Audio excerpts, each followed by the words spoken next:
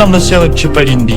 నా చిన్ననాటి స్నేహితుడైన విక్రమార్కుడు మీ తెలివిని పరీక్షించడానికి మరియు మన రాజ్యంలోని మంత్రుల కంటే వారి రాజ్యంలోని వారే తెలివైన వారిని నిరూపించుకోవడానికి అసలు సమాధానమే లేని ఒక చిక్కు ప్రశ్నను వేశాడు. మళ్ళీ 1 నెలలో తిరిగి వస్తానని చెప్పాడు. ఈ నెల సమయంలోనే మనం ఈ ప్రశ్నకు సమాధానాన్ని వెతకాలి. ఇది మన రాజ్య గౌరవానికి సంబంధించిన విషయం. మీరే ఎలాగైనా మన రాజ్య గౌరవాన్ని కాపాడాలి. రాజా, మీరు చింతించకండి. ప్రతి సమస్యకు సమాధానం ఉంటుంది. అసలు ప్రశ్న ఏమిటి?